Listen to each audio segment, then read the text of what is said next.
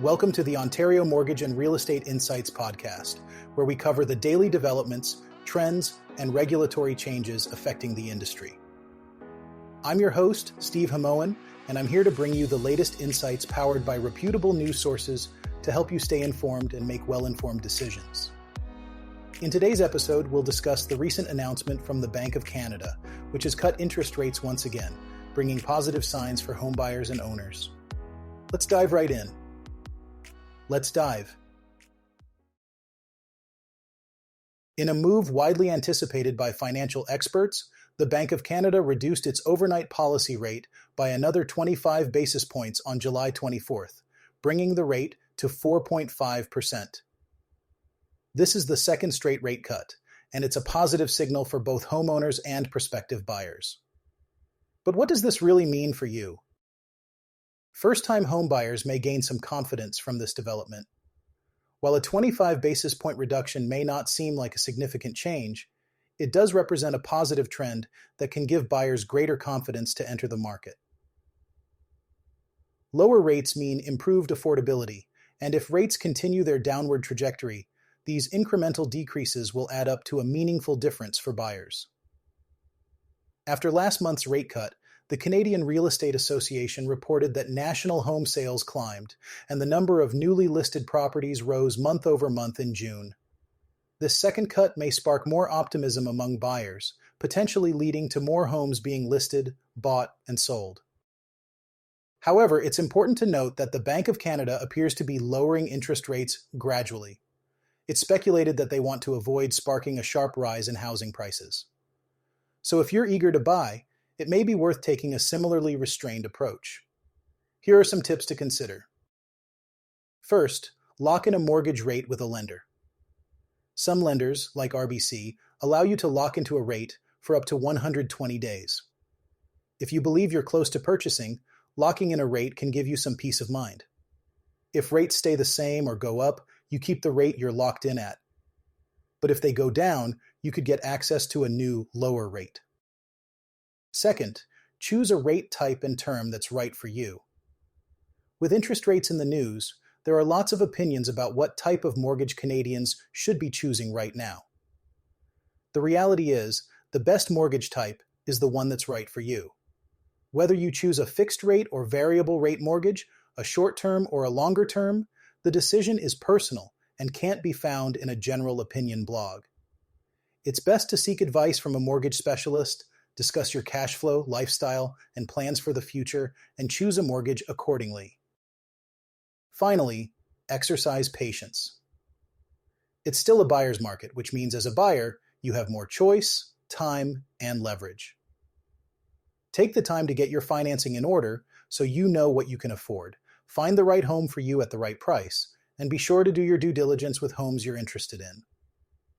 This includes getting a home inspection to protect yourself from unexpected future expenses before you close the deal. For those of you with variable rate mortgages, this rate cut is good news, no matter how your mortgage is structured.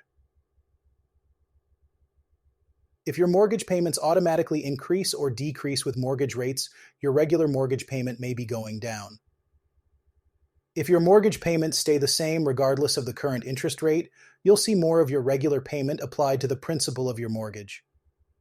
This means you could pay off your mortgage at a faster rate compared to a higher interest rate environment. But what about those who are renewing their mortgages? Nearly half of all Canadian mortgages are set to renew in the next 2 years, and many of these were signed when rates were considerably lower. While the rate cut is welcome news, many renewers will still experience higher mortgage payments than they have today. If your mortgage is up for renewal within the next year, there are some things you can do now to help offset this higher interest rate environment. First, don't wait until the last minute to review your renewal options. While interest rates are expected to come down later in 2024, holding out to review your mortgage renewal options until the last minute can work against you. Understanding your mortgage renewal situation today and speaking with your lender about your options sooner rather than later can help you prepare for your next mortgage. Second, consider making extra payments to reduce your mortgage balance. If your mortgage offers options to pay it down faster, accelerating your mortgage payment schedule, Making a lump sum prepayment or doubling up on mortgage payments in advance of your renewal date could help reduce your current mortgage balance. With a lower balance, you'll be paying interest on a lower borrowed amount, thus reducing the impact of a higher rate. Third, look at ways you can cover off higher payments. Are you currently putting money aside for savings? Can that money be redirected to cover off a higher mortgage payment? Are there any expenses you can cut back on today to make room in your budget? Thinking about ways you can allocate more of your cash flow to your mortgage payment can help ensure you're prepared when your new mortgage takes effect. Fourth, consider consolidating your debt. In addition to your mortgage, if you're servicing high-cost debt, consolidating it to a lower-rate solution could help bring down your debt payments and free up money for your mortgage. Lastly, understand your refinance options. Renewal is a good time to think about refinancing. With a refinanced mortgage, you could potentially extend your amortization to reduce your regular payments and/or tap into your home equity to access funds for upcoming needs, such as a renovation. So, what's next for homebuyers and homeowners? The next interest rate announcement is set for September 4th, 2024. Instead of trying to predict what the Bank of Canada will announce, it's best to make mortgage decisions based on your personal financial situation as well as your short-term and long-term plans. Now may be a good time to connect with your RBC mortgage specialist or financial planner to have a full financial review.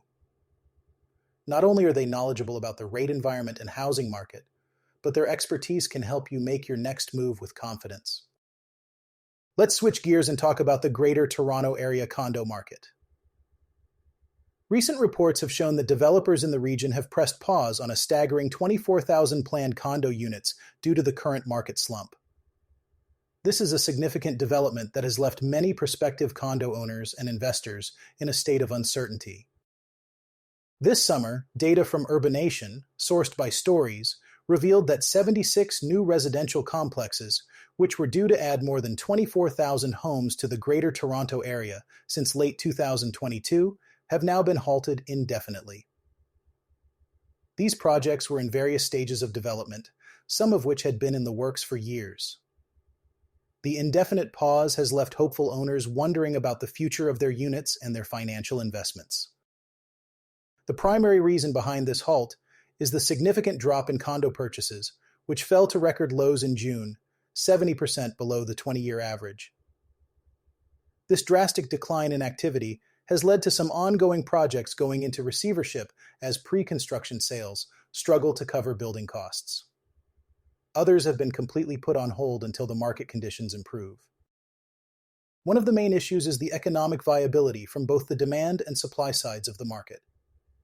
According to a report by Urbanation and CIBC, the Greater Toronto Area condo market is described as being in a state of economic lockdown. Prices are too high for investors to buy given the current resale prices, rents, and interest rates. On the other hand, developers cannot lower prices due to high construction costs. This has created a standstill where new condo sales, which are the primary driver of new home construction in Canada's largest market, have plummeted to their lowest levels since the late 1990s. Developers typically require that 70% of units be sold before they confidently move forward with construction. However, the number of projects reaching this mark has been less than 50% recently, signifying a 20-year low. This is a clear indicator that the market is not just slow, it is nearly frozen. Various stakeholders, including the Toronto Regional Real Estate Board, are advocating for measures to stimulate the market. They are calling for reductions in taxes, development charges, and red tape. Meanwhile, CIBC suggests that increasing the supply of purpose-built rentals could help offset the rental market's reliance on condo investor landlords. While the recent interest rate cuts might provide some relief, experts still anticipate that home prices in the region could spike higher in the coming months. The market remains in a delicate balance, and it is uncertain how long this pause in condo development will last. For now, it appears that both developers and buyers are taking a wait-and-see approach. With such a significant number of units on hold, the future of the Greater Toronto Area condo market remains uncertain, and all eyes are on the economic indicators and policy changes that could potentially revive this critical sector. In a remarkable update from the Municipal Property Assessment Corporation, the combined value of Ontario's real estate has now reached an astounding $3.14 trillion. This figure represents an increase of $42 billion from the previous year, showcasing the robust growth in the province's real estate sector. The most significant contribution to this increase comes from new construction projects across the province. One notable example is the development at 407 Dundas Street West in Oakville. Such projects have not only boosted the local economy, but have also played a crucial role in driving up the overall value of Ontario's real estate. Toronto, in particular, has seen a substantial rise in property values. The Municipal Property Assessment Corporation's report highlights that Toronto's property values have surged to $9.93 billion. This impressive growth is a testament to the city's dynamic real estate market and its appeal to both domestic and international investors. This increase in property values is not just limited to residential real estate. Commercial and industrial properties have also seen significant gains, contributing to the overall rise in Ontario's real estate value. The diverse growth across different property types underscores the broad-based strength of the province's real estate market. However, this surge in property values also raises important questions about affordability and accessibility. As property values continue to rise, it becomes increasingly challenging for first-time homebuyers to enter the market. Policymakers and stakeholders will need to address these issues to ensure that the benefits of this growth are broadly shared. The Municipal Property Assessment Corporation's report serves as a valuable resource for understanding the current state of Ontario's real estate market. By providing detailed insights into property values and trends, it helps stakeholders make informed decisions and plan for the future. As we move forward, it will be crucial to monitor how these trends evolve and what impact they will have on the broader economy. The continued growth in property values can have far-reaching implications, affecting everything from municipal budgets to housing policies. In conclusion, the latest assessment from the Municipal Property Assessment Corporation highlights the remarkable growth in Ontario's real estate sector. With the combined value of real estate now estimated at $3.14 trillion, the province continues to be a vibrant and dynamic market. However, with this growth comes the need for careful planning and policy considerations to ensure that the market remains accessible and sustainable for all. Toronto condo sales were down nearly 20% during the second quarter of the year, as elevated interest rates continued to weigh on the market. New data released by the Toronto Regional Real Estate Board shows that just 5,474 condos changed hands in April, May, and June, compared to 6,824 during the same time period last year. This data comes just 1 week after real estate research firm Urbanation released a report showing that new condo sales plummeted to a 27-year low in the first half of the year amid a sharp downturn in construction starts. This sharp decline highlights the significant impact that elevated interest rates have had on the condo market, which is traditionally an entry point into homeownership for many. Toronto Regional Real Estate Board President Jennifer Pierce noted that the condo market is very sensitive to interest rates. She said, "With monthly payments remaining high and average rents edging lower over the past year, many would-be buyers remain on the sidelines. However, over the next year, an improving affordability picture will see a growing number of first-time buyers enter the condo market." The Bank of Canada raised interest rates on 10 separate occasions between March 2022 and July 2023, bringing its key overnight lending rate from a historic low of 0.25% all the way to 5%. It has now cut rates at 2 consecutive meetings and has suggested that further reductions are forthcoming so long as inflation continues to slow. However, the real estate market has remained constrained.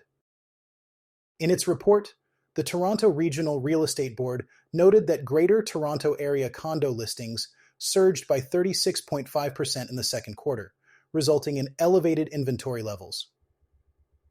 Despite this increase in supply, selling prices have remained relatively flat. The data shows that the average condo sold for $729,005 in the second quarter, down just 1.2% from the same time period in 2023. Toronto Regional Real Estate Board Chief Market Analyst Jason Mercer commented on this trend, saying, Despite a much better supplied condo market over the past year, selling prices have remained relatively flat, especially in Toronto. This suggests that sellers are holding relatively firm on their listing prices. This may be in anticipation of improved market conditions as borrowing costs continue to trend lower this year and next. In June, the average selling price of a home in the Greater Toronto Area across all property types was $1,162,167. That is down from a peak of $1,334,062 in February 2022, which was prior to the Bank of Canada beginning its interest rate hiking cycle. Now let's turn our attention to a concerning trend in the construction sector. Recent data from Statistics Canada reveals a significant drop in construction permits for residential housing across the country. This decline underscores a broader pullback by builders amid ongoing economic uncertainties. According to the latest figures, the number of permits issued for residential construction projects has fallen dramatically. This drop is not limited to a specific region, but is occurring nationwide, affecting both urban and rural areas. The decline in permits is a clear indication that builders are becoming more cautious, likely due to a combination of rising construction costs, labor shortages, and fluctuating demand. The Toronto Regional Real Estate Board has also noted this trend, highlighting that the slowdown in construction activity could have long-term implications for the housing market. With fewer new homes being built, the already tight supply of housing could become even more constrained, potentially driving up prices and making it harder for buyers to find affordable options. This decline in construction permits comes at a time when the real estate market is already facing significant challenges. Elevated interest rates have made borrowing more expensive, which in turn has dampened demand for new homes. Despite recent interest rate cuts by the Bank of Canada, the impact on the construction sector has been slow to materialize. Industry experts suggest that the current economic environment is creating a sense of uncertainty among builders. Many are taking a wait-and-see approach, delaying new projects until there is more clarity on the economic outlook. This cautious stance is reflected in the reduced number of permits being issued. The drop in construction permits is also being felt in the commercial and industrial sectors, although the impact is most pronounced in residential housing. This trend raises concerns about the future availability of housing and the potential for increased competition among buyers for a limited number of homes. In response to this trend, policymakers and industry stakeholders are calling for measures to support the construction sector. Suggestions include reducing regulatory barriers, providing financial incentives for builders, and addressing labor shortages. These measures could help to stimulate construction activity and ensure that the supply of new homes meets the demand. Looking ahead, it will be important to monitor how these trends evolve and what steps are taken to address the decline in construction permits. The real estate market is a key driver of economic growth, and ensuring a steady supply of new homes is crucial for maintaining affordability and accessibility for all Canadians. That wraps up today's episode of the Ontario Mortgage and Real Estate Insights podcast. Thanks for tuning in. I'm your host, Steve Hamoan, and I hope you found today's discussions informative. Be sure to join us next time as we continue to explore the latest developments in the real estate market. Until then, take care and stay informed.